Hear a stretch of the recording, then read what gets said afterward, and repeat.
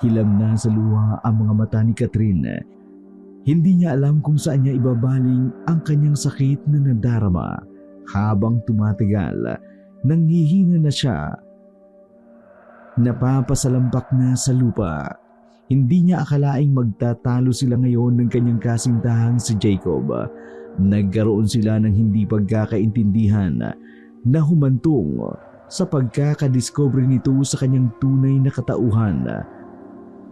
Maging ang ate nitong si Sabrina nakipagtalo na din at sinabunutan pa siya.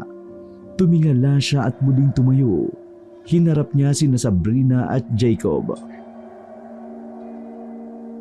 Utang na loob, Ate Sab! Huwag mo akong sasaktan! Hindi ko naman kinustong maging ganito! Huwag mo akong dramahang hayop ka, ha? Maloloko! Sinungaling! Muli siyang nilapitan ni Sabrina. Sa unay tila naaawa, ngunit bigla na lang siyang ginawaran ng malakas na sampal. Ate, wag! Nasasaktan ako! Huwag mo akong tatawaging ate! Hindi kita kadugo! Dapat lang nahiwalayan ka ni Jacob dahil may lahi kang aswang! Dapat nga sa'yo, pinapatay! Walang nagawa si Jacob para pigilan ang kanyang ate. Para sa kanya, sapat na ang ginawa ng kapatid para magising si Catherine sa kahibangan nito. Lumapit siya kay Kat at kinausap ito. Tama si Ate Sab. Kat, hindi tayo nababagay para sa isa't isa. Tao ko. Ikaw, hindi ko maintindihan kung anong klaseng nilalang ka. Nakakadiri ka, Kat. Nakakasuklam ka. Maniwala ka, Jacob. Hindi ko ginustong maging ganito. Pero hindi naman ako masama. Dahil sa narinig, nanlisik ang mga mata ni Jacob. Hinigit ang kanyang braso at masama siyang tiningnan. Sinungaling! Nilantakan mo na nga ang nakita kong manok, hindi ba? Nakakadiri ka. Isa kang halimaw. Marumi ka pa sa kulungan ng baboy. Nakasusulasok ang iyong pagkatao! Hindi totoo yan! Alam mong hindi ako halimaw! Biglang lumapit si Sabrina at tinulak si Catherine na bumagsak naman sa lupa. Sa halip na maawa, pinagmasdan pa ni Jacob nang may pagkasuklam ang babaeng dati niyang minamahal. Kahit kailan, hindi na ako magtitiwala pa sa mga babaeng kagaya mo. Kahit kailan, hindi na ako magtitiwala pa sa mga babaeng kagaya mo. Manluloko ka at isang kampon ng dyablo. Kung alam ko lang noon pa na hindi ka pala isang normal na tao, sana hindi na lang kita niligawan. Sana lang hindi na kita minahal. Tama lang yung ginawa mo, Jacob. Abay, napakahayop talaga ng babaeng yan. Huwag, maawa ka sa akin. Huwag na kasi tayong umabot pa sa ganito. Gaga! Umabot na nga kayo, hindi ba? At kasalanan mo yon, aswang! Pakiwari ni Catherine, mas lalo siyang nanliit sa kanyang sarili kapag pinag-uusapan ang tungkol sa kanyang lihim na pagkatao. Ang kanyang katauhan ay kay tagal niya nang binabalak na kalimutan. Huwag mo naman akong ganituhin, Jacob. Hindi ko kagustuhan na maging isang aswang. Talaga? Pero kagustuhan mo na itago sa akin ang sikreto mo. Bala ko naman talagang sabihin sa'yo. Kaso lang, naipit ako ngayon bago pa man ako makapagtapat. Sa halip na sumagot pa sa kanya si Jacob, tinalikuran na siya nito. Hindi na hinayaan pang makapagpaliwanag. Nalunod naman sa tindi ng nararamdamang emosyon si Catherine. Sobrang bigat ng dibdib niya. Kahit ang pagpalahaw ay hindi niya na magawa. Asar na hinarap naman siya ni Sabrina. Ngayon, gagaan na din yung loob ko sa wakas. Alam kong hihiwalayan ka na ni Jacob at hindi na kayo magbabalikan pa. Nakakadiring halimaw. Bakit bilis niyong manghusga? Hindi man lang ninyo ako binibigyan ng pagkakataon. Dahil talaga namang kahusga-husga ka. Hoy! Jacob! Halika na! Jacob! Huwag mo akong iwanan! Lubayan mo na ako, Catherine! Walang nagawa si Catherine nang iwan nga siya ni Jacob. Naiwan siyang nalugmok sa lupa. Hindi alam kung paano makababangon. Sadyang mahirap para sa kanya ang ginawa ni Jacob. Pero hindi siya nagtangkang humabol pa. Nanginginig na pinunasan niya ang mukhang luhaan. Wala akong magagawa. Kung talagang para sa'yo, isa akong mapanirang nilalang na naghahasik ng lagim. Alam ng Panginoon na ginagawa ko ang lahat para maging isang mabuting tao. Pero kung talagang halimaw ang tingin mo sa akin, sige, hahayaan kita sa mga pinaniniwalaan mo. Catherine, iha, Ginang Berta, ano ang ginagawa niyo rito? iha, anong nangyari sa'yo? Naparito ako dahil kanina ka pa nagwawala sa bahay mo. Isang babae ang lumapit kay Catherine at inalalayan siyang makatayo. Naawa ang ginang sa kanya dahil nasaksiyan nito ang lahat ng nangyari. Inakay siya nito at isinakay sa tricycle na nakaparada sa di kalayuan.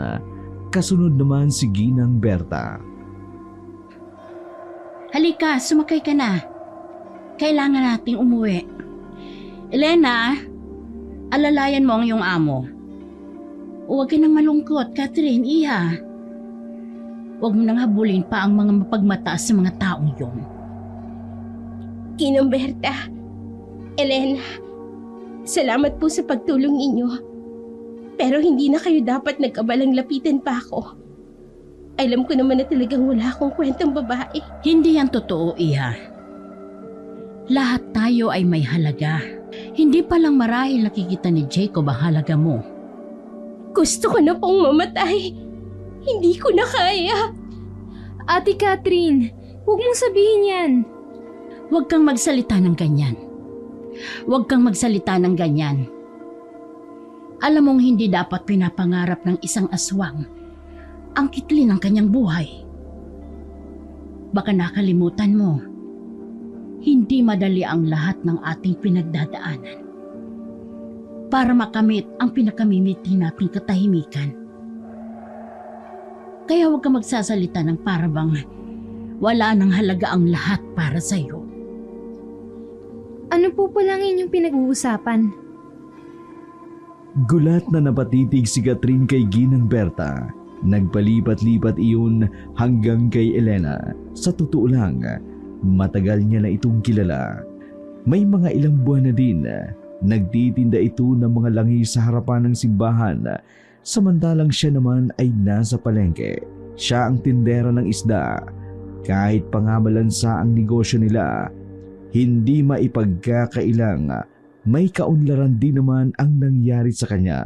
Kung dati ay namimili lamang siya ng itinitindang isda sa dalampasigan, ngayon ay may sarili na siyang palaisdaan o fish pond. Ang natatanging tinda niya ay isdang tilapia na nakukuha lang naman sa murang halaga. Katuwang niya si Elena sa pagpapatakbo nito, kung minsan naman ay si Ginang Berta din mismo. Naputol sa pag-iisip si Catherine nang marinig muling magsalita ang ginang. Sa kasalukuyan, umuusad na ang kanilang sinasakyang tricycle. Ayusin mo yung sarili mo. Huwag kang magpapakita kay Jacob ng ganyan. Pakitang tao lamang pala ang Jacob na yan, Ate Catherine. Dapat lang siyang gantihan. Hindi makatarungan ang ginawa niyang panluloko sa'yo. Para saan pa kung maghahabol ako sa kanya? Ayos lang po sana kung nahuli niya akong may lalaki. O di kaya siya yung nagloko sa amin. Sa pamamagitan nun, hindi niya ako pandidirihan. Hindi niya ako itatakwil ng ganito. Saka huwag mo na akong isipin, Elena. Ayos lang ako. Kalimutan mo na ang nangyari. Kailangan mong palakasin ang loob mo. Maraming paraan para gumanti. Dapat po ba talaga? Bakit hindi? Kailangan lang naman siyang gantihan at ang bruha niyang kapatid sa ginawa nila sa iyo. Huwag kang papayag na basta ka na lang nilang bigyan ng dahilan para sumuko. Hindi magawang kontrolin ni Catherine ang sinabi ng ginang. Alam niyang tama ito at may punto. Nang huminto ang tricycle sa harapan ng kanyang bahay, matamlay na bumaba si Catherine. Nagpasintabi naman si Elena na pupunta sa kusina. Ipinaganda sila ng makakain. Dumiretso naman si Catherine sa palaisdaan. Sinundan siya ni Ginang Berta na nagpatiuna na ito sa pagpasok. Humantong sila sa harapan ng kanyang malawak na fish pond. Kailangan mong tatagan ang loob mo, Catherine. Walang tao ang nais na makipaglapit sa atin. Sila ay tao at maruruming mag-isip. Samantalang tayo, na may halong ibang nilalang ang dugo, ay kaya pang maging mataas kaysa sa kanila. Nasa ating mga kamay ang paghusga sa kung ano ang pwede nating gawin sa kanila. Tama ka, Ginang Berta. Niloko ko ni Jacob. Pinagmukhang masama kahit hindi ko naman talaga gawain yun. Buhayin mo ay yung pagkaaswang, iha. Huwag kang papayag na basta ka na lang nila saktan. Wala kang makukuhang katarungan sa garbosa nilang paniniwala. Tayo ay mga bangkilan, baka nakakalimutan mo. Kailangan nating maglakas loob. Dahil tayo din naman ang kanilang ilalagay sa kapahamakan kapag hindi tayo natutong lumaban. Nang dahil sa kabaliwan ko kay Jacob, nakalimutan kong may kakayahan pala akong ibangon ng sarili ko. Napaisip si Catherine na nagmula siya sa lahi ng mga aswang. Hindi biro ang kanyang liping iniwan. Isa siyang dugong bangkilan, mga aswang na may mataas na level ng kapangyarihan. Iginagalang at kinatatakutan. Bakit nagpasindak siya kay Jacob? Kailangan niyang muling tumayo. Hindi pwedeng maiwan na lamang siya ng luhaan. Samantalang ang lalaking buntikan niya ng alayan ng lahat, para bang wala lang kung kumilos. Nagawa pa siyang pagbuhatan ng kamay bago hiwalayan. Ang kanyang luhaang mukha ay nagbago. Napalitan ng kasuklam-suklam na reaksyon. Nagngangalit ang mga bagang at bakas ang panlilisik ng kanyang mga mata. Ikinuyom niya ang kanyang mga palad at tumingin sa kawalan.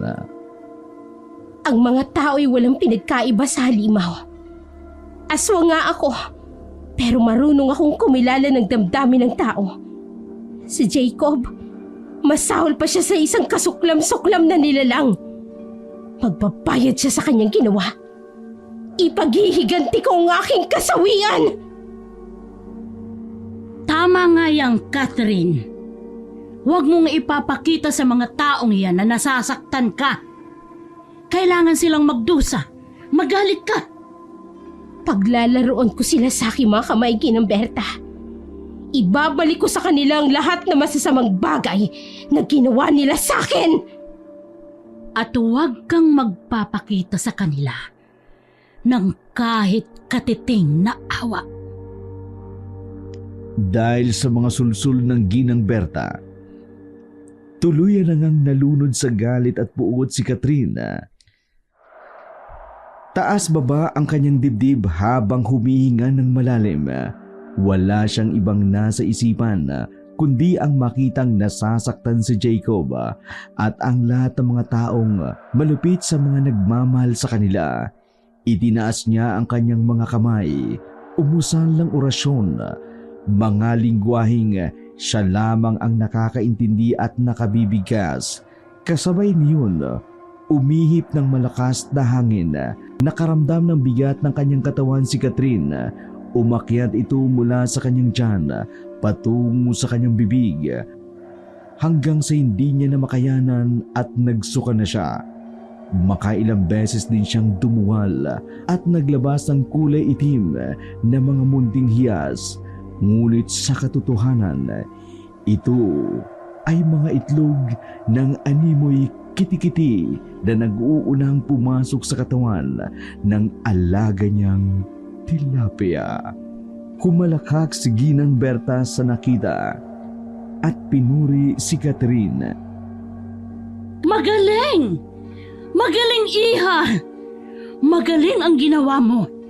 Ngayon, magsisimula na kaagad ang paghihiganti mo. Wala nang sino man ang mang-aapi sa'yo. Tama ka, Ginang Berta. Hindi ako papayag na isang hamak na mortal lang ang magpapasakit sa akin. Pagbabayaran niya ang kapangasan niya. Ano ang pinaplano mo? Sisimulan ko na ang pangyayanggaw, Ginang Berta. Ikaw naman ang bahala sa pambibiktima. Palaganapin ang tagutom sa bayang ito. Nang sa ganon, wala na silang mapagpipilian, kundi ang lumapit sa akin para bilhin ang tilapia ko. Labis na ginagalang ni Catherine ang kanyang sarili. Isa siyang bangkilan, mataas na uri ng aswang at pumapangalawa sa tinatawag na pinuno o supremo. Siya ay mula sa purong dugo ng makapangyariang dato noong araw. Mahalaga ang kanyang katauhan sa kanilang lipi sapagkat siya lang ang may kakayang magparami ng kanilang lahi. Kaya niyang maglabas sa kanyang bibig ng maraming mutyang itim o itlog ng aswang sa maikling sandali. Gagamitin niya ito para sa kanyang paghihiganti. Hinarap niya si Ginang Berta at hinawakan sa balikat. Maligayang pagbabalik, anak ng aming supremo. Alam kong masisimulan na natin ang tunay nating pakay dito sa syudad. Huwag kang mag-alala. Ang iniuutos mo ay gagawin ko. Siguradong matutuwa si Ama sa gagawin ko kapag umabot ito sa kanyang kaalaman sa liblib na probinsya na tinitirhan natin. Siguradong hihirangin niya ako bilang kanyang kanang kamay. Sigurado yan, Iha. Malalaman niya ngayon kung gaano ka kabangis. Magpahinga na tayo, Ginang Berta. Bukas natin sisimulan ang ating plano. Mabuti pa nga. Kinaumagahan, sinimulan na ni Catherine at Ginang Berta ang kanilang plano. Lahat ng mga taong may alagang baboy, kambing, baka at kalabaw ay sinuyod nila. Inalam kung saan ito itinatali at dito na sila aatake. Pagsapit ng gabi, nangangalit ang mga bagang na nilantakan nila ang mga ito. Wala silang itinira. Lahat ng kanilang daraanan ay pinaghahasikan ng lagim. Kaya naman, halos magwala na ang lahat ng mga tao sa ginawa ng dalawa. Ang problema, wala man lang silang malinaw na taong mapagbibintangan. Iba pa rin talaga ang lamang loob at dugo ng tao kumpara sa hayop. Mas masarap at malinamnam ang laman ng tao. Catherine, Iha. Pero ang misyon natin ay manghawa. Kaya alam kong magagawa natin ang mga ito. Kung itatanim natin sa isipan natin na ang misyon natin ay magparami ng lahi. Naiintindihan kita. Umasa ka. Kinabukasan, naganda na si Catherine sa paggawa ng kanyang natatanging misyon. Binuksan niya ang pagkalawak-lawak na gate ng kanyang palaisdaan. Hinayaang pumasok ang mga tao. Karamihan sa kanila ay mga suki niyang namimili ng kanyang panindang isda.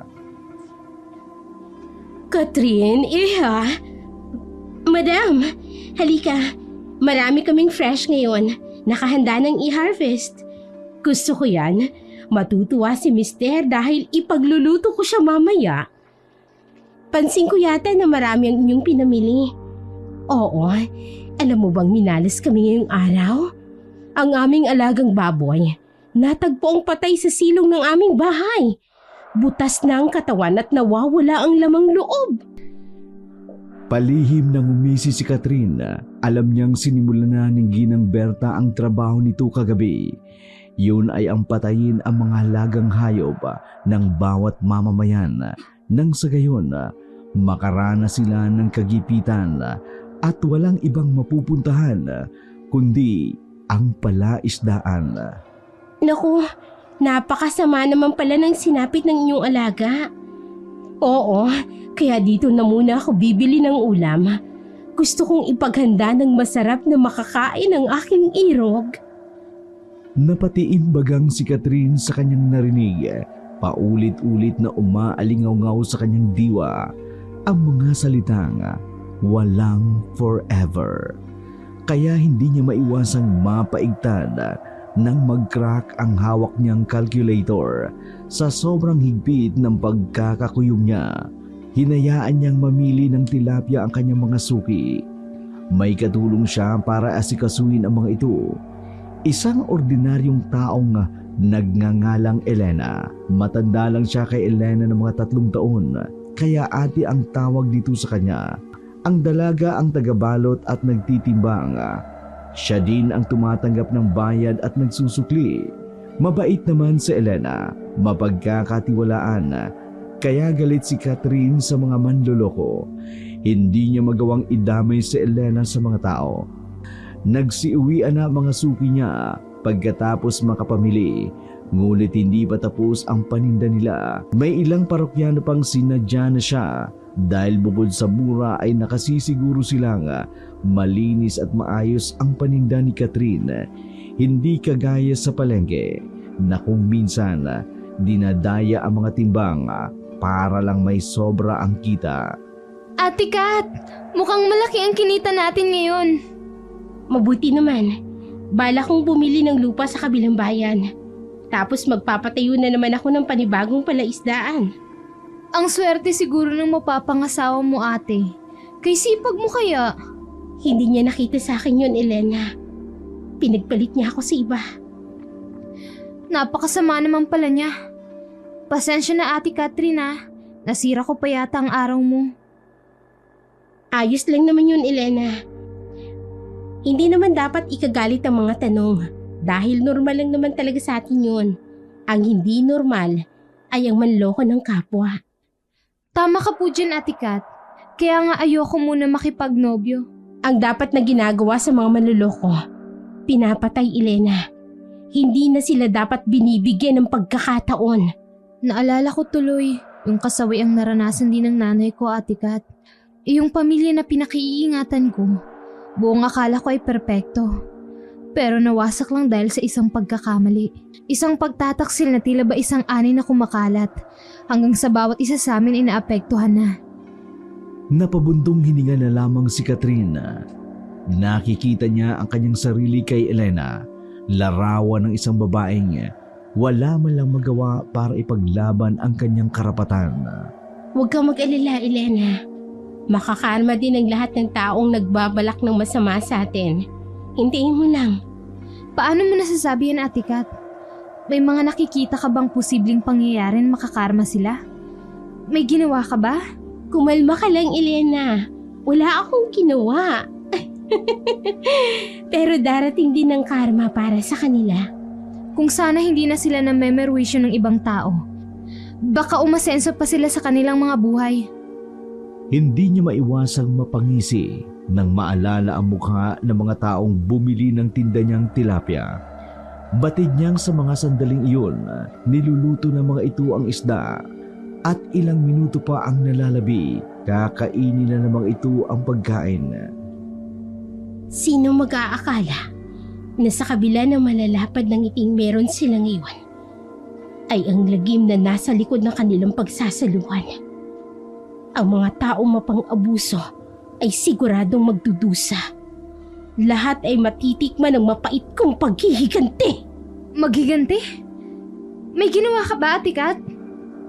Naputol ang kanilang pag-uusap nang may kotseng pumarada sa gate. Isang matangkad at mistisang babae ang bumaba mula doon. Nakangiti ito sa kanila.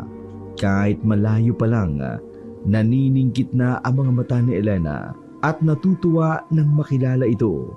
Napansin naman iyon kaagad ni Catherine. Elena, kilala mo ba ang babaeng yan? Opo, ate. Siya isa din sa mga suki natin. Alam mo bang makailang beses na din siyang namamakyaw dito? Talaga? Oo ate, may restaurant po kasi ang si Ma'am Christine. Mas lalong umisi pa si Catherine sa kanyang narinig. Ibig sabihin na mas may marami pang taong mahahawaan ng kanyang pag-aswang. Ngayon niya naisip na ipasabi sa mga mapanghusgang taong ito na pandirihan siya. Para saan pa? Gayong wala naman silang pinagkaiba sa kanya. Kaya naman, kailangan niya lang pagbutihan ang kanyang pagpaparami sa pamamagitan ng pagyayanggaw. Isang malawak na ngiti kaagad ang kanyang isinalubong sa di umano'y suki ng kanyang tauhan. Hi, madam! Hello? O-order pala ako ulit ng 10 kilong tilapia. Naku, sure madam. Fresh na fresh pa po ang aming tilapia. Gusto mo ba na malalaki o yung katamtaman lang? Yung malalaki ang gusto ko. Tapos bigyan mo na din ako ng 5 kilong katamtaman lang sa laki. Sure. Kaagad niyang inutusan ang kanyang tauhang si Elena para asikasuhin ang binili ng kanilang customer. Siya naman ang umarap sa babae para sa bayad nito, habang dumudukot sa bag ang dalaga para kunin ang pitaka. Nakita niya ang mga larawang nakatago roon. Larawan ng babaeng kasama ang isang lalaking pamilyar na pamilyar sa kanya. Si Jacob. Naikuyom niya ang kanyang mga kamay dahil sa labis na panggagalaiti. Kay bilis namang makahanap ng kapalit niya ang lalaking iyon. Tumabingi ang kanyang ngiti at hinarap si Christine. Siya ba ang nobyo mo, madam? Oo. Ikakasal na nga kami. Akala ko talaga hindi na kami magkakatuluyan. Sobrang lungkot ko nang malaman kong may pinagkakaabalan pala siyang iba. Pero nung magkumprontahan kami, napagtanto niyang ako daw ang mahal niya, kaya iniwan niya ang sinasideline niyang ka-flirt. Kaya heto, dahil sa tuwa ko, magpapakain ako sa restaurant na pagmamayari ko. Gusto kong mag-thank you kay God dahil naging instrumento siya para maliwanagan si Jacob sa lahat ng kanyang mga kalokohan. Mabuti naman at loyal na loyal siya sa'yo. Oo. Dapat lang din na iwanan niya ang iba niyang kasintahan. Paano'y natatakot ako na baka pag nanganak ako, walang ama ang aking dinadala sa sinapupunan. Buntis ka? Oo. Saka mahirap ang lumaking walang ama ang isang bata. Di bali ng husgahan ako. Huwag lang akong tawaging irresponsabling ina. Sa bagay, mahirap nga ang ganyan. Nagpaalam si Christine sa dalaga. Sinundan naman siya ng tingin ni Catherine. Seryoso ang mukha nito habang hindi mabilang kung ilang beses niya nang pinatay sa kanyang diwa si Jacob. Napipilitan pa siyang gumanti ng kaway nang magpaalam si Christine. Mga taksil! Mga hayop! Ate, may problema po ba? Dito ka lang, Elena. May kailangan akong puntahan. Sige po. Dahil sa likas na kakayahan ni Catherine bilang isang aswang, nagawa niyang sundan ng amoy nang kaaalis lang na si Christine. Nakarating siya sa isang restaurant sa duluhan ng kanilang bayan. Labis siyang nanggigil na makita si Christine na sinalubong ang manlolokong lalaking minsan na nga'y pinag-alayan niya ng lahat-lahat. Nangangati siyang lapitan ang mga ito, ngunit kailangan niyang ikalma ang kanyang sarili. Dahil nasa kalayuan siya, nagawa niyang makalapit sa mga ito nang hindi siya napapansin. Nag-anyong pusa pa si Catherine at dahan-dahang umiyaw palapit sa dalawang nag-uusap. Napakarami naman yung binili mo, mahal. Oo naman, mahal. Pupunta ngayon dito ang mama at papa mo, hindi ba? At pati na si Ate Sab. Alam ko naman na magkasundo kayo. Salamat naman kung ganun. Akala ko ayaw din sa akin ng ate mo, kagaya ng pag-ayaw niya sa ex mo. Hindi mangyayari yun. Maganda ka. Mabait. Mayaman at masipag. Lahat na ng magagandang qualities ng isang babae, itaglay mo na. Dahil sa galit, hindi na napigilan ni Catherine ang magsalita. Taglay ko din ng mga bagay na yun. Pero sadyang manloloko ka lang talaga. Kaya para sa'yo, kulang pa ang mga pinapakita ko. Ngunit dahil na din sa kanyang pag-anyong pusa, sadyang iyaw na lang ang lumalabas sa kanyang bibig na napansin kaagad ni Christine. Ay, ang ganda ng pusa. Maganda nga siya, mahal. Pero bitawan mo na yan. Baka kung saan galing yung pusang yan. Nako, hindi pwede. Magmula ngayon, aalagaan ko na ang pusang to. Walang nagawa si Jacob nang kargahin ni Christine ang pusa. Ipinasok ito sa opisina, binigyan ng makakain. Dahil nasa anyong pusa, pinanatili ni Catherine ang kalmado niyang pakiramdam. Nakamasid lamang siya sa kanyang among babae at ng kanyang manlulokong dating kasintahan. Siya namang paglapit ng isa pang pusa sa kanya. Base sa nakikita niyang lisik ang mga mata nito, ay alam niya kaagad na hindi ito normal na pusa. Ito si Ginang Berta. Kinausap siya nito. Anong ginagawa mo dito sa tahanan ng iyong karibal, Iha? Kinuha niya akong alaga nang magpanggap akong pusa, Ginang Berta. Pagkakataon ko na ito para mabantayan ang pagbabago ng katawan ng babaeng karibal ko. Oras na makakain siya ng tilapiyang nilagyan ko ng itim na mutya. Napakatalino mo, Catherine. Yan ang isa sa mga katangian na hindi kailanman aakalain ni Jacob na gagamitin niya laban sa iyo. Magsisisi siya sa ginawa niya sa akin. Bueno, kailangan ko nang umalis. Ako na muna ang magbabantay sa palaisdaan. Umalis na nga si Ginang Berta at muling nabaling kay Christine ang atensyon ni Catherine para sa kanya. Mukha namang mabait si Christine. Lamang naiinis siya tuwing naaalala niya ang babaeng naging dahilan kung bakit sila naghiwalay ni Jacob. Napangisi siya nang kinain na nga ni Christine ang nakahaing inihaw na tilapia habang kasalo si Jacob. Grabe ang sarap ng tilapiyang to ah. Idagdag pang napakasariwa at mura. Talaga? Mukhang magiging suki na naman natin yan ah. Saan palaisdaan ka ba nagpunta? Actually, ilang beses na din akong pabalik-balik doon. Kaso lang, isang beses ko palang nakitang may-ari ng palaisdaan. At kanila lang yun. Dahil sa narinig na mula si Jacob, nanlamig at inilapag ang kubyertos na hawak. Maging ang nagtatakang si Christine ay napatingin sa kanya. Oh, may problema ba, Jacob? Meron. Malaking malaki. At may kinalaman ito sa binili mong tilapia mula sa sarili mong karibal. Napatayo si Christine, hindi makapaniwala. Karibal? Ang babaeng may-ari? Siya ba ang babaeng pinaglaruan mo? Isa siyang aswang. Kaya marapat lang nasaktan ko siya. Hindi mo siya dapat niloko, Jacob. Napakabait niya. Sinaktan mo siya. At kakampihan mo pa talaga ang babaeng yun. Nagdiwang si Catherine sa isang sulok ng kwartong yun. Bagamat nagagalit siya sa panluloko ni Jacob, hindi niya maiwasang mamangha kay Christine. Sobrang bait nito.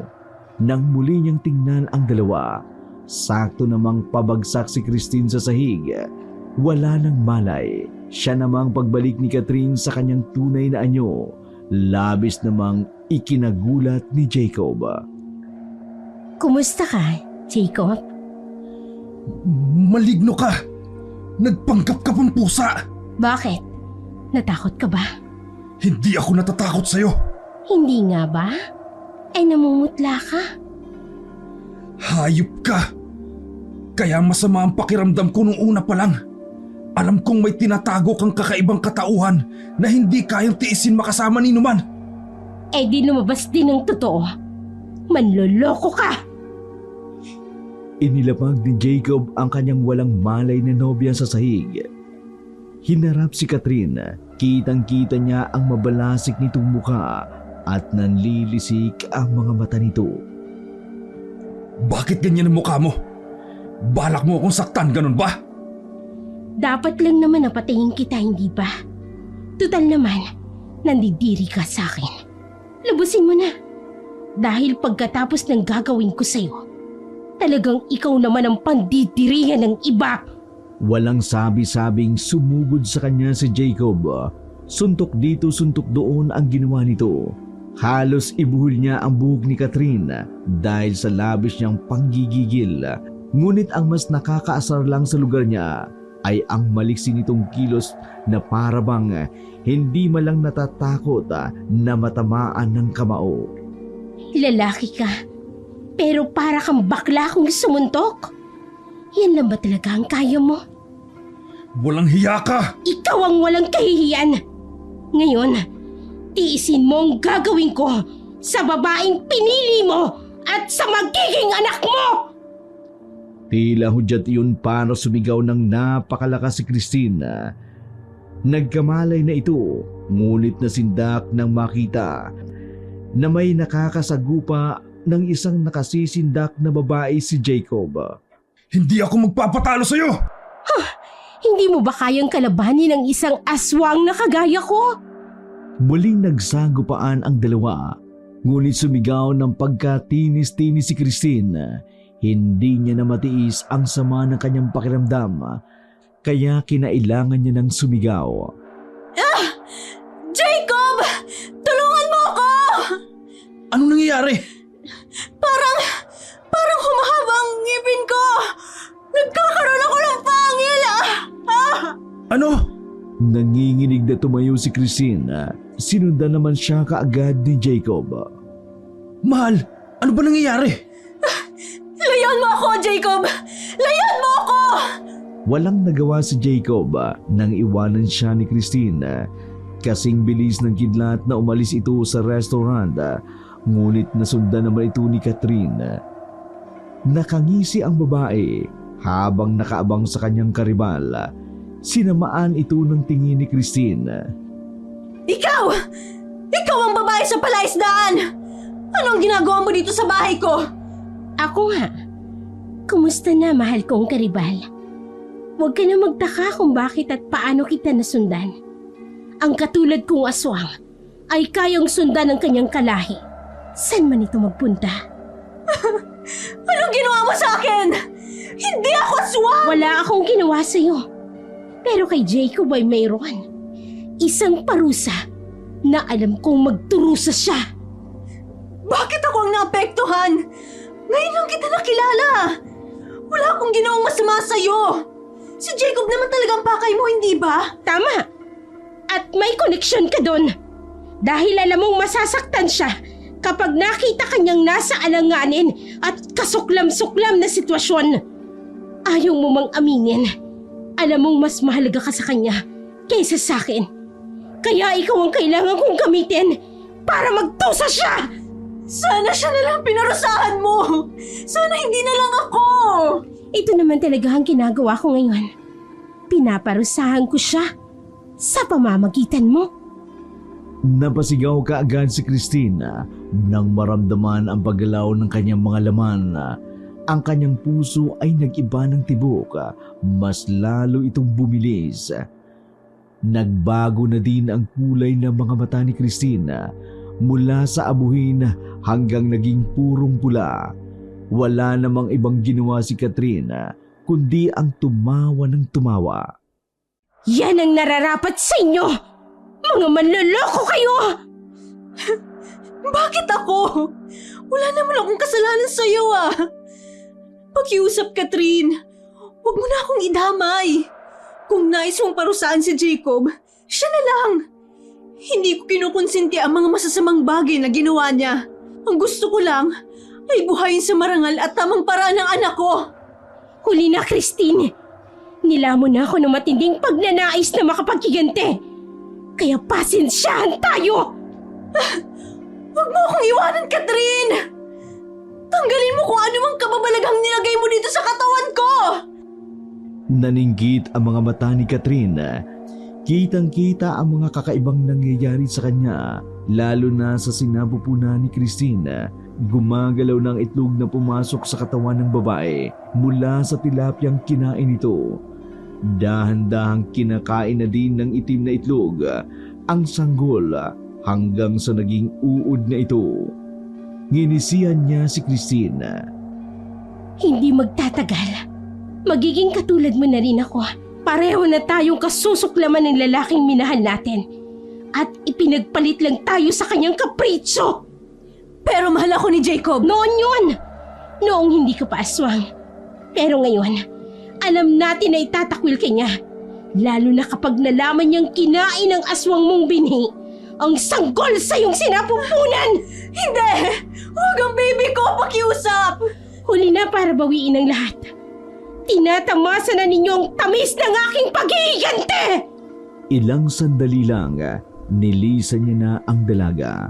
Tila normal na taong binalik niya ang kanyang anyo bilang isang magandang babae at lumabas ng bahay ni Christine. Habang binabagtas ang kalsada, ay natatanaw din niya ang iba pang naging biktima ng paninda niyang tilapia. Lahat sila'y nagdurusa. Nang dumating siya sa bahay, nanatili siyang nakatanaw sa bintana. Tahimik na pinakikiramdaman ang paligid. Siya namang pagdating ni Ginang Berta at nakangising sumaludo sa kanya. Catherine, iha, naririyan ka na pala. Kumusta ang ating misyon? Umaayon sa napagplanuhan. Mabuti naman kung ganon. Maghintay tayo ng hanggang kabilugan ng buwan. Pagsapit ng gabing yun, marami na tayo. Hindi na ako nag-iisa. Paano naman ang utusan mong si Elena?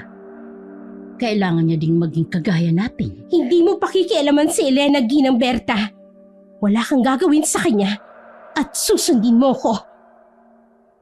Ano naman ang nakita mo sa babaeng yun at pinagkakaingatan mo? Baka nakakalimutan mo, Catherine. Tao pa din siya. Pwede kanyang traidorin kagaya ng ginawa ng lalaking pinakamamahal mo. Nakikita ko ang sarili ko sa kanya, Ginang Berta. Hindi ko maatim na pagdusahan niyang pait ng aking pinagdadaanan. Kaya hayaan mo siya. Alam kong hindi naman siya hadlang sa mga plano natin. Ikaw ang bahala. Basta sagutin mo ang mangyayari sa babaeng yan, sakali mang gumawa siya ng bagay na hindi kaaya-aya. Ako ang bahala sa kanya. Nagpatuloy ang kanilang panghahawa hanggang sa lumaganap ito sa buong bayan. Marami na ang nagtatanong kung saan ang galing ang malawakang hawaan ng pagkaaswang. Marami ang nalungkot at nagulat, natakot at nawala ng pamilya. Walang sino mang nakaligtas, lalo na ang mga taong nakakain mismo ng tilapia. Saksi si Catherine sa lahat ng lagim na ipinilaganap niya, kaya naman habang pinagmamasdan niya ang mga tao, ginambala naman siya ni Elena. Ate, hindi ka ba natatakot sa lahat ng mga nangyayari sa ating bayan? Laganap na ang pangyayanggaw. Ni walang magawa ang mga albularyo para gamutin ang mga nahawaan. Hindi ako nababahala, Elena. Alam mo naman na pinapangarap ko ang bagay nito. Ito ang parusa ko kay Jacob. Sa pananakit niya at sa panloloko niya sa akin. Pero ate, si Jacob lang naman ang may kasalanan sa'yo. Bakit kailangan mo pang idamay ang lahat ng tao? Simple lang. Masakit ang mahusgahan, Elena. Sobra. Hindi ko kayang tiisin ng mahabang panahon ang pangungutya nila. Ang panghahawa na lang ang paraan para maging magkakatulad kami. Hindi naman lingid sa aking kaalaman ng tungkol sa tunay mong pagkatao. Pero bakit hinayaan mo akong manatiling ganito? Bakit hindi mo ako hinawaan?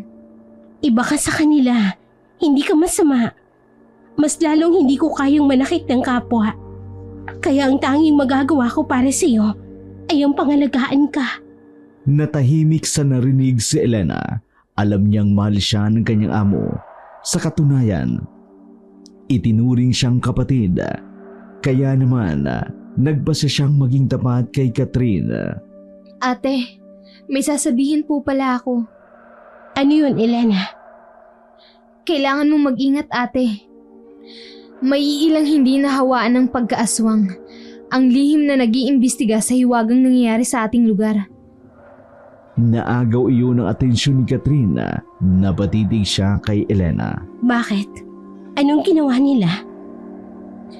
Suki natin si Aling Merlinda, hindi ba? May anak kasi siyang hindi mapakali sa mga nangyayaring kababalaghan sa nayon. At lihim siyang nag-iimbestiga sa mga nangyayari sa ating lugar.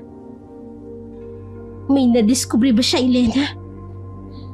Sa kasamaang palad ay meron, Ate Catherine. Nalaman niyang mula sa pangyayanggaw ang sakit na kumakalat sa ating lugar at may pinaghihinalaan siyang aswang. Sino?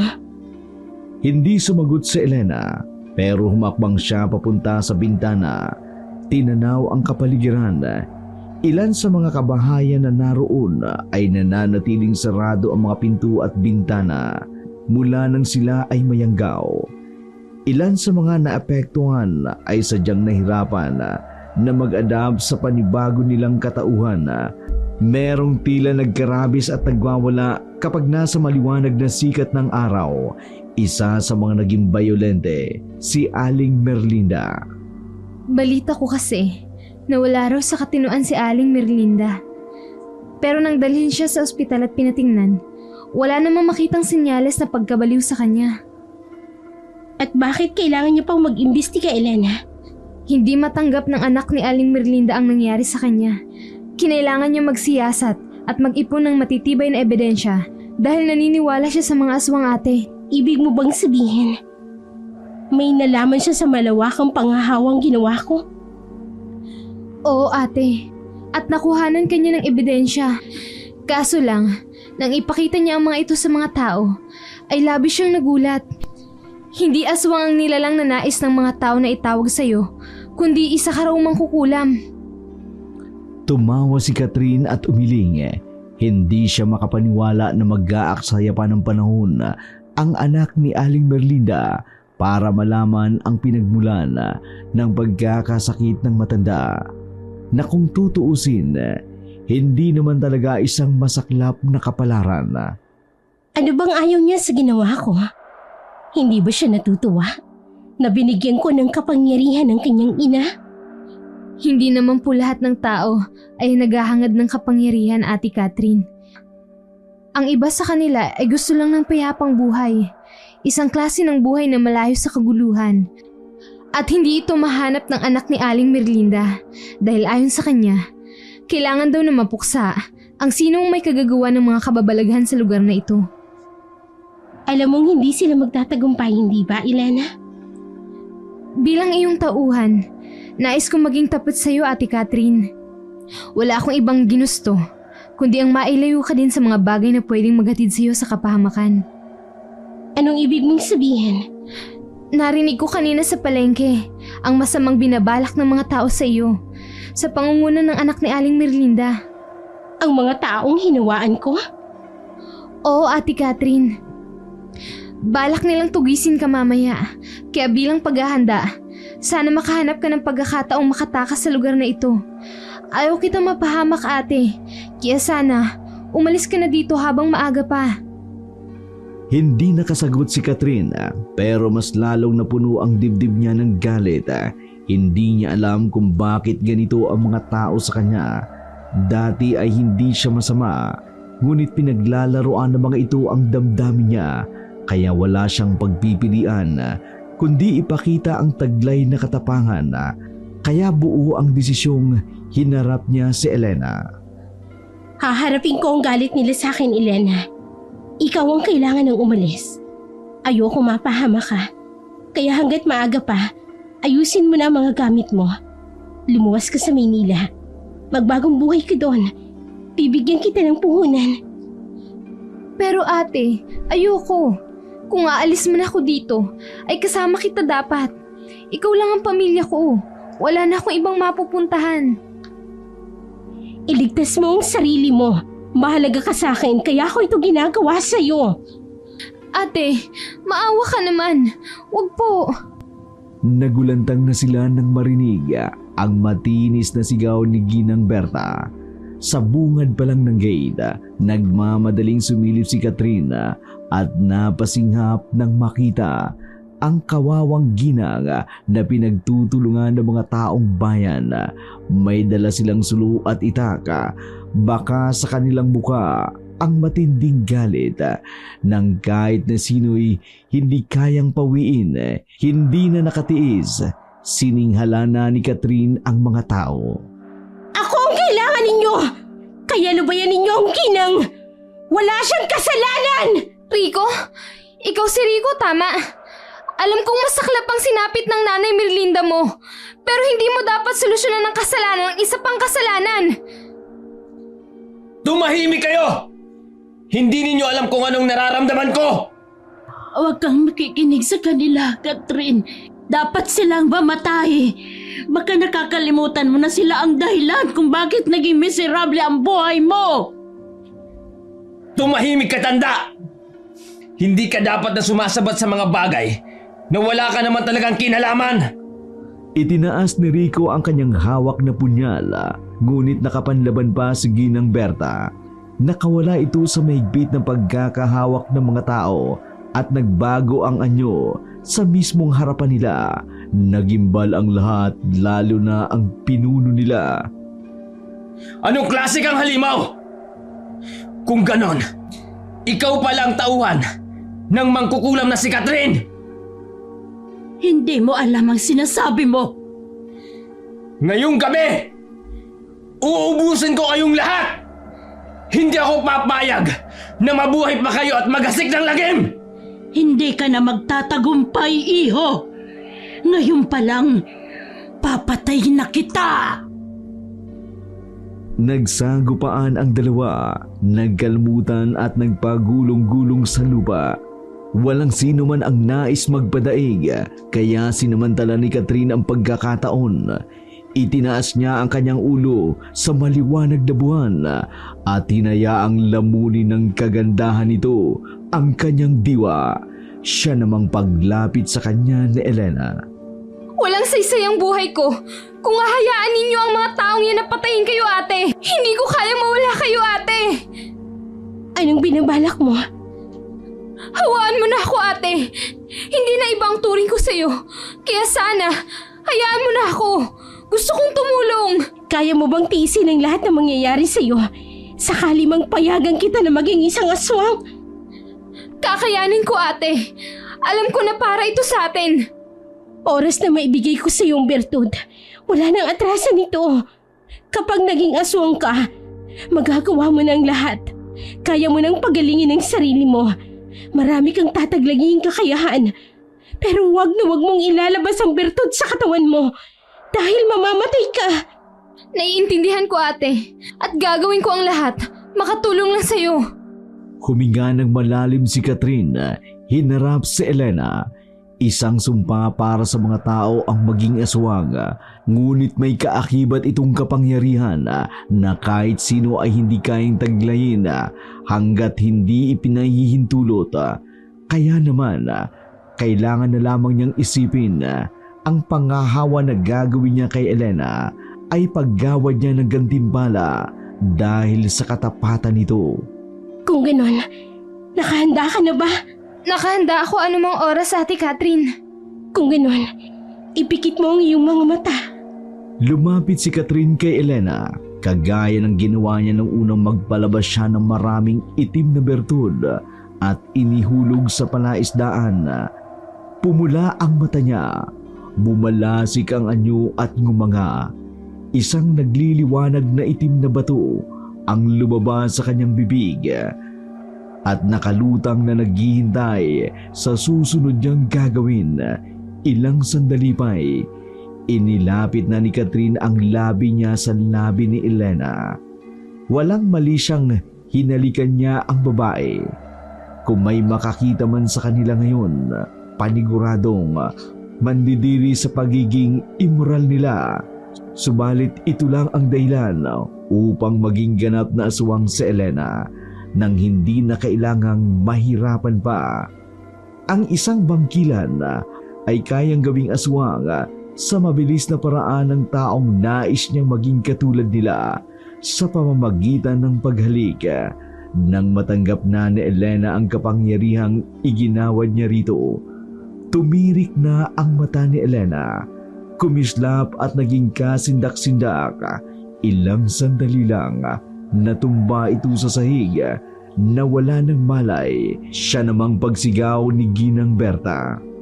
Tulungan mo ako, Catherine! May mga dalang pangotra ang mga taong ito! Magpahinga ka na muna, Elena. Alam kong pagising mo mamaya, ganap ka ng isang aswang. Kailangan ko munang tulungan si Ginang Berta. Huwag kang mag-alala, Ginang Berta! Pupuntahan na kita! Catherine! Bilisan mo! Hindi ko na kaya! Tumahimik ka, tanda! Dapat lang sa'yo ang mamatay! Hindi ka magtatagumpay! Hindi na nagpakainin pa si Catherine. Lumundag siya sa binata at lumapag sa harapan ni Ginang Berta at Rico. Kaagad siyang nagbago ng anyo. Inilabas ang kanyang katauhang aswang. Nagkaroon siya ng mahabang kuko at mapaniking pakpak. Dito na rin napaatras si Rico. Anong klaseng nilalang ka?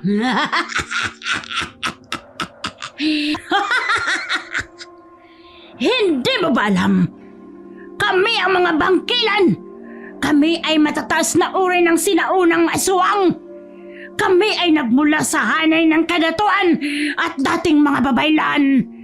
Kami ay nakipagkasundo sa pinunong aswang na si Supremo para gawaran ng ganitong klaseng kapangyarihan.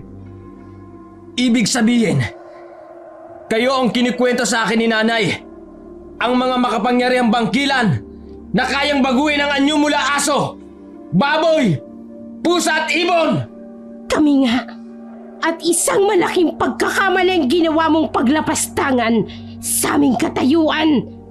Hindi ka na makalalabas pa ng buhay sa lugar na ito. 10 lang iyong mga kasamang dinala sa aking baluarte! Umatras si Rico at namutla. Tila ngayon lang napagtanto ang pagkakamaling kanilang ginawa.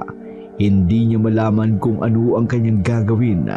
Nagdalawang isip kung tatakas na ba o hahayaan na lamang mamatay ang mga kasamahan na sumama sa kanya para ipagiganti ang kanyang ina. Alam ko kung anong tumatakbo sa isip mo. Maraming kakayahan ng mga bangkilan na hindi alam ng mga karaniwang tao. Kaya kung ako sa iyo, mas mabuti pang ipaubayo mo na lang sa akin ang buhay mo. Hindi! Hindi pwede! Hindi ako papayag! Hindi ko na naising maging aswang! Wala ka nang magagawa. Hindi mo ako mapipigilan dahil kamatayan at pagiging katulad lang namin ang pwede mong pagpilian. Ayoko! Walang nagawa si Rico nang lundagan siya ni Catherine. Iniangat ang kaliwa nitong kamay at sinakmal ang kanyang liig. Gimbal na nanlaki ang mga mata ni Rico. Hindi makapaniwala sa lakas na taglay ni Catherine. Kaya naman, nang makita niyang dihado na siya sa kanilang pagtatagisan ng lakas, wala na siyang pagpipilian, kundi hugutin ang kanyang nakatagong punyal sa tagiliran. Hindi ko mapapayagang magtagumpay ka sa ngarin mo! Papatayin kita! Hindi mo ko kayang saktan. At bakit naman hindi? Gayong papatayin na kita ngayon! Ikaw munang uunahin ko! Nahuli sa pag-atake si Catherine, kaya naman naiumang na ni Rico ang kanyang hawak na punyal sa harapan ni Catherine bago pa man ito tumama sa katawan ng dalaga. Isang rumaragasang nilalang ang mabilis pa sa hangin ang humarang at humadlang. Lumayan mo si Catherine! Mamamatay kayong lahat! Ikaw ang mamamatay! Gamit ang kanyang may kahabaang kuko, kinalmot niya si Rico, saka tumilapon sa di kalayuan. Hindi pa nakontento si Christine. Lumundag siya papalapit kay Rico Walang babalang binaon niya ang kanyang mga kamay sa tiyan ng lalaki nito.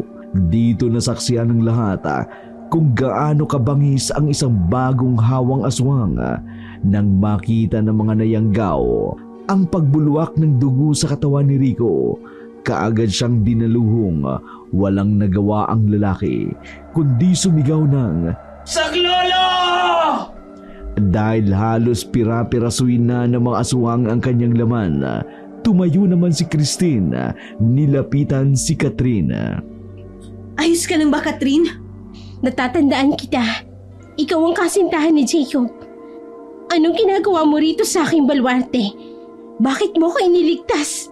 Napagtanto kong tama ang lahat ng sinabi mo.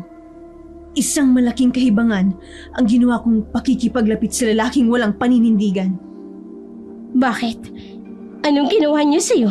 Tama ka nang sinabi mong mapaghusga ang kalahi niya. Hindi nila ako binigyan ng pagkakataon na makapagpaliwanag. Kahit nakita mismo ni Jacob ang nangyari sa akin, pinagtabuhay niya pa din ako. Hinusgahan at pinandirihan, hiyang-hiya ako sa aking sarili. Hindi ko akalaing magagawa niya sa akin ang lahat ng to. Sinabi ko naman sa'yo, hindi ba? Walang kwentang taong lalaking minahal natin. Niloko niya lang tayo. Hindi niya tayo pinakinggan sa lahat ng hinaing natin. Sa halip, siya ang umusgat na unang nagpakita ng kasamaan ng ugali. Nakunan ako dahil sa kanya. Sa galit ko, ako mismo ang lumantak sa sanggol na nasa sinapupunan ko. Wala akong nagawa, Catherine. Hayok na hayok ako sa laman loob at sariwang dugo. Huwag kang mag-alala. Tutulungan kita sa bagay na iyan. Ang kailangan lang ay masanay ang iyong katawang aswang. Paano ako masasanay kung walang sino man ang nais lumapit sa akin? Nakalimutan mo na ba, Christine? Nandito ako. Magkalahi tayo. At hindi kita pababayaan. Matapos ang ginawa mong pagliligtas sa akin. Naudlot ang kanilang pag-uusap nang lumapit ang isang lalaki. Kagaya ng kasama nito at duguan din ito. May hawak na punyal at sakal si Ginang Berta sa kaliwang kamay. Napasigaw si Christine sapagkat kilala niya pala ito.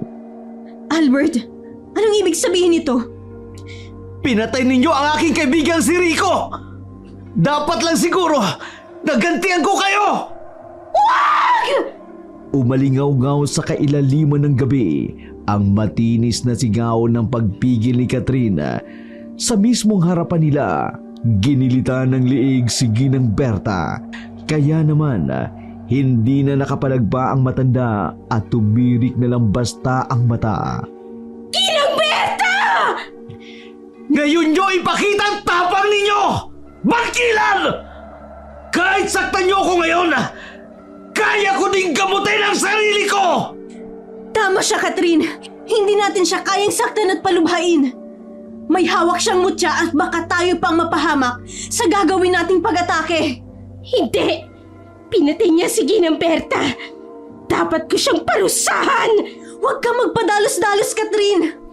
May tamang panahon para sa mga bagay na yan. Kailangan na muna nating tumakas. Nagpupumigla si Catherine nang sapilitan siyang hilahin ni Christine palayo. Kailangan niyang itakas ang bangkilan dahil pwede itong mapahamak sa gagawin nito. Kapag umalis tayo, saan naman tayo pupunta? Baka nakakalimutan mo, Catherine. Mayaman din ako kagaya mo. Pero may mga lupain ako na mahirap tuntunin ng mga kalaban natin. Kaya natin magtago sa lugar na yun at magpalakas. Kung ganon, kailangan ko muna magtiwala sa'yo. Halika na. Kailangan na nating umalis. Teka lang, si Elena. Ikaw na din na nagsabi na kayang hanapin ng aswang ang kauri niya. Naniniwala ako na kaya tayong sundan ni Elena, Catherine. Bago ako pumagitna sa inyo ni Rico, iniwan ko ang samyo ng aking pabango kay Elena. Oras na magising siya, hahanapin na din niya tayo. Gamit ang taglay nilang kakayahan, nag-anyong ibon ang dalawa. Lumipad palayo sa palaisdaan ni Catherine na siyang pinagsimula ng lahat ng kaguluhan. Walang pagsinda ng galit si Albert, lalo na at nakita niyang nagsitaka sina Catherine at Christine. Lingid sa kanyang kaalaman, nagising na si Elena at malalim ang tinging ginagawad sa lalaking lapastangan na nagwasak ng baluarte ng kanyang pinaglilingkurang amo. Mga hayop kayo! Hinawaan niyo ang lahat ng kapitbahay ko! Pinatay pa ang kaibigan ko si Rico! Magbabayad kayo! Hindi ba dapat ay kami ang magsabi niyan sa'yo? Hindi ba dapat kami ang magsabi niyan sa'yo? Sino ka? Gumisi ng nakaririmarim si Elena. Nilibot niya ng tingin ng paligid at nakita ang mga tao sa lugar na kinaroroonan nila. Halos aswang na ang lahat. Kung hindi man malamig ng bangkay, kung saan nawala ang mga lamang loob at said ang dugo. Iniangat niya ang kanyang dalawang kamay. Pinahaba ang kuko. Kay gaan ng kanyang pakiramdam ngayon, magagawa niya ng protektahan ang kanyang pinagsisilbihang amo. Ako ang maghahandog sa iyo ng kamatayan! Hindi ka magtatagumpay! Gutom ako! Hayaan mo na akong lantakan ang mga lamang loob mo! Napasigaw ng matini si Albert nang walang pakundangang dinalung siya ni Elena na hayop na inatake.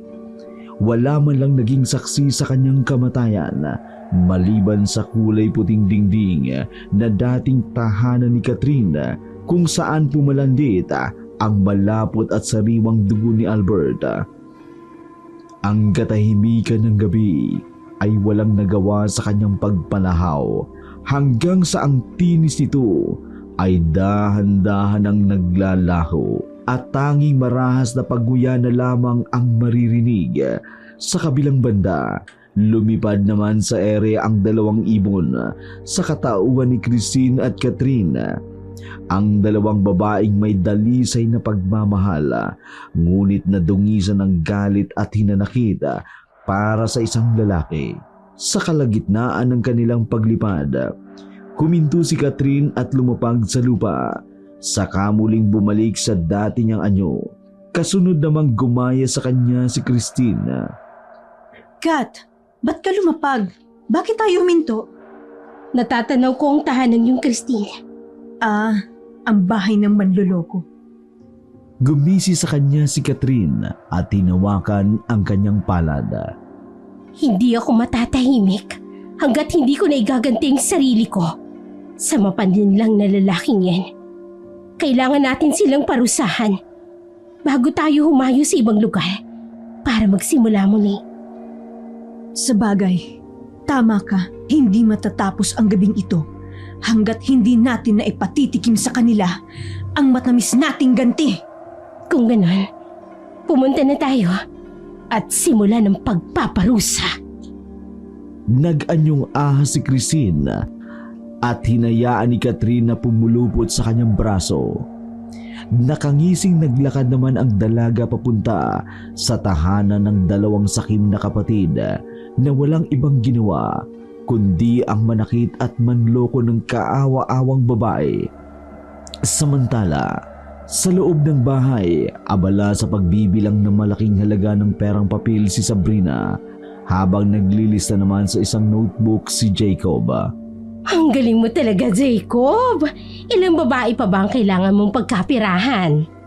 May dalawa pa, ate. Tapos na ako kay Catherine at Christine. Hindi nila alam na parte ng pagiging malambing ko sa kanila ang paghingi ko ng malalaking halaga. Naloko ko sila. Ay, siya naman talagang dapat, hindi ba? Kapag hindi ka nagpayaman at nag-ipon ng malaking halaga, hindi ka pakakasalan ni Ina. Yan ang tatandaan mo. Ginagawa ko naman ang lahat para mapansin ako ni Ina, di ba? Abay, dapat lang. Sikat na artista yang si Ina. Kaya hindi lahat ng lalaki basta-basta na lang kakapit sa kanya. Maswerte na kapag nakuha mo ang kanyang atensyon. Naikuyom ni Catherine ang kanyang mga palad dahil sa narinig.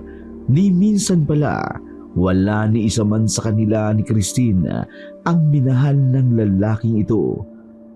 At ang masakla pa, binuntis ni Jacob ang mga babae. Kung ganyan, Nasa dugo na pala ninyo ang pagiging manloloko. Pwes, gagawin ko naman ang lahat para bigyan kayo ng karma. Aba! At naririto ang aswang! Catherine! Hindi lang ako ang narito. Inilapag ni Catherine ang ahas na kanyang hawak. Hinayaan itong bumalik sa dating anyo. Ngunit ang kalahating katawan lamang nito paitaas ang kanilang nakita at nagpasinda kay Sabrina sapagkat siya ay matatakutin sa ahas. Christine! Kamusta ka? Manlulokong kapatid ng lalaking dapat sana ay aking pakakasalan? Bakit ka naging ahas? Ito ang taglay kong kapangyarihan. Para sa gayon ay magawa ko namang makamit ang hustisya para sa pagkababae ko na niyurakan ng hinayupak mong kapatid! Muling ginamit ni Christine ang kanyang kakayahan na mag-anyong hayop at naging isang kobra na siyang nagpaputla kay Sabrina. Walang habas na pumulubot siya sa katawan ng natatarantang babae. Saka tinuklaw ito sa muka. Kasabay ng matinis na pagsigaw ni Sabrina ay ang pagbabago naman ang anyo ni Catherine na naging isang mabangis na malaking aso. Ngayon, oras na para harapin mo din ang kaparusahan na kay tagal ko nang pinapangarap na ikawat sa'yo! Wag! Kahit anong pagsigaw at tili ng magkakapatid, walang sino man ang nagnais tumulong sa kanila. May mga kapitbahay man sa paligid nila, mas natutuwa pa ang mga ito sa kamatayan ng kanilang sinapit sapagkat naghihintay din ang mga ito na may matira pa sa kanilang mga katawan nang sa gayon mapakinabangan pa ng mga balbal. Sa loob naman ng bahay, muling naging tao sina Catherine at Christine habang nagpupunas ng dugo sa kanilang mga bibig, kapwa may ngiti sa kanilang mga muka. Walang kasing sayang nararamdaman ko ngayon. Naigawad ko na sa iyo ang aking kaparusahan. Dapat lang ito sa mga pangahas na lalaking kagaya ni Jacob nang hindi na sila tularan ng iba. Maging ng kanyang salbahing kapatid, Catherine. Alam naman natin na pareho silang manluloko, hindi ba? Tama. At mula ngayon, tayo man ay magtatanda na. Hindi na tayo basta-basta magtitiwala sa mga taong nagpapakita ng interes sa atin. Ngunit balak lang pala tayong pasakitan. Halika na. Naghihintay na marahil ang ating panibagong tirahan. Alam kong magiging maayos na tayo doon.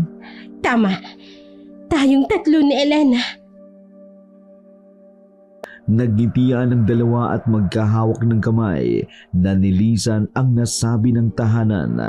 Katulad ng kanilang napagkasunduan, muli silang nag-anyong ibon at lumipad. Habang papalayo naman sila, siyang pagkagulo ng mga balbal na nayanggaw din ni Catherine, pinasok nila ang tahanan ng magkakapatid, naganid at pinagpira-piraso ang kanilang katawan. Matagumpay na nakarating sa kanilang paroroonan ang dalawang babae.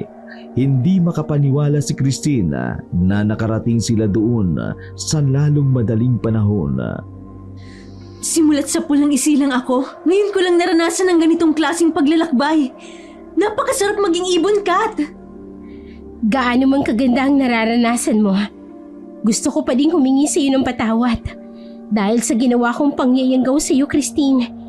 Mabuti kang babae.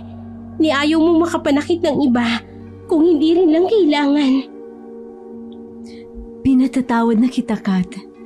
Isa pa, hindi ka din naman masamang nilalang. Sadyang may mga bagay lang talaga na hindi natin magawang kontrolin. Gaano pa natin ito kaayaw? Salamat, Christine. Hindi ko akalaing tayo pa pala magkakasama sa huli. Tayo lang din naman na magkakampi. Kaya makakaasa ka na gagawin ko ang lahat para mapangalagaan ang ating katauhan. Wala nang sino man ang manganghasasaktan tayo. Alam ko naman yon. Kaya kailangan, simulan na natin ang pagpapatayo muli sa mga bagay na nawala sa atin sa dati nating tirahan. Lumipas ang mga araw. Naging abala si Catherine at Christine sa pagtatayo ng kanilang negosyo. Nagtulungan sila at ginawa ang mga bagay na dapat magkapatid lang ang nakakaisip hanggang sa mapanumbalik muli ang kanilang matayog na pangkabuhayan katulad ng dati. Isang palaisdaan uli ang kinabubuhay ng dalaga. Marami silang naging suki at ito ang naging daan para lumaki ang kanilang kita. Masaya ako at mukhang muli nating mababawi ang lahat ng nawala. Sana naman, wala namang gulo sa atin sa lugar nito. Tama ka, Kat. Kaya naman sisiguraduhin ko na magiging maayos ang kalagayan ng ating negosyo sa lugar na to. Malayo na tayo sa dati nating tirahan.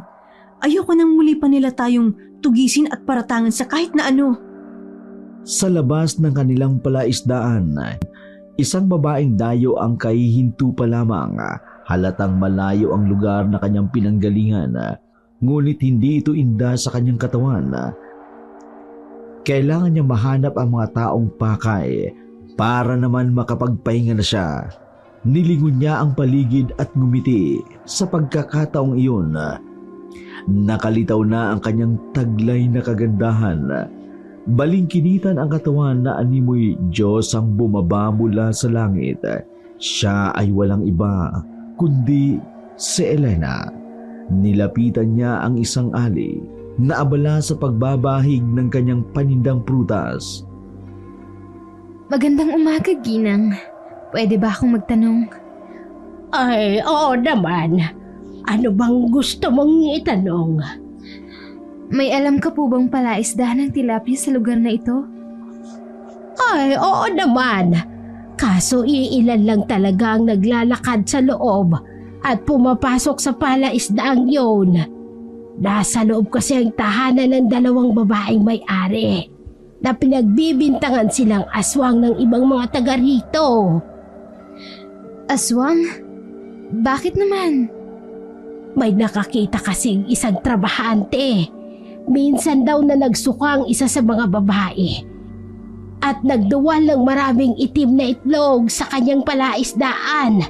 Nilamon ito ng mga isda na binili ng mga tao. Kaya sila nagkakasakit. Nakakatakot naman. Tumalikod siya at hindi pinakita sa matanda ang pagsilay ng kanyang ngiti. Kung saan-saan ko hinanap ang aking amo, dito ko lang pala siya matatagpuan. Masaya ako na malamang asensado na siya ulit at hindi na nahihirapan. May sinasabi ka ba ha?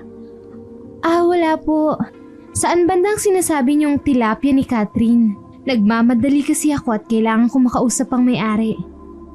Sa kulay pulang gate na yan ha? Tumiretso ka lang. Maraming salamat po. Nilisan niya ang matanda at naglakad papunta sa tinutungo niyang gate. Dito niya nalaman na may ginawa na naman ang kanyang pinakamamahal na amo nang makasalubong ang dalawang babae. Isang matanda at isang may kabataan pa na nagbulong-bulungan. Naisip niyang batiin ang mga ito. Nagpakilala ang mas matanda bilang si Aling Ami. Kumusta kayo? Ay ayos lang kami, iha. Ay ikaw saan ka pa tutungo? Sa tilapyahan po. Panganim ko, huwag kang papasok sa bahay na yan. Kung gusto mo pang mabuhay ng matiwasay. Bakit? Anong nangyari? Ay hindi mo ba alam? Ay suwang ang dalawang babaeng naninirahan yan. Marami na din silang naawaan sa lugar namin. Ngunit walang sino man ang naglakas loob na pakialaman sila. Sapagkat kilala ang lugar na ito bilang ang unang tirahan ng ama ng isa sa mga babae dyan sa loob. Talaga po? Sino ang ama niya? Ay tinatawag siyang Pinunong Aswang, ang Supremo. Mas lalong lumawak ang ngisi ni Elena. Humakbang siya ng ilang beses, labis na ikinabalisa na mag-ina. Napahawak ito sa kanilang braso at napatitig sa kanya. Isa ka ba sa kanila? Tumpak. Nahulaan mo, Ali. Dahil sa iyong taglay na katalinuhan, Iimbitahan kita pabalik sa loob. Hindi kami sasama sa'yo! Subalit 2 nakaitim na lalaki ang lumabas ng gate. Hinila pabalik ang mag-ina. Kaya't nagsisigaw na pumalahaw ito. Wala silang nagawa dahil hawak na ng mga aswang ang lugar na yun. Matalino na lang talaga ang mga taong mas piniling lumayo at iniwan ang kanilang mga lupain kaysa magpalamon sa mga aswang sa malawak na bakuran. Sinalubong ni na Catherine at Christine si Elena. Mahigpit silang nagyakapan at nagkumustahan. Magandang pataba ang tilapia sa katawan ng mga tao. Nalalaman kaagad namin kung sino ang magiging kalahi niyan, kung sino ang ihahanda para sa alay. Kagaya ba ng mag-inang yun? Oo. At ngayong gabi, nakahanda na silang katayin para sa nalalapit na anibersaryo ng ating pagkaaswang. Maligayang pagdating, Elena! Ngayon ay kumpleto na tayo. Mas mapapalaganap na natin ang paghasik ng lagim at uunahin natin ang mga lalaking manloloko, manloloko, manloloko, manloloko, manloloko, manloloko, manloloko, manloloko, manloloko.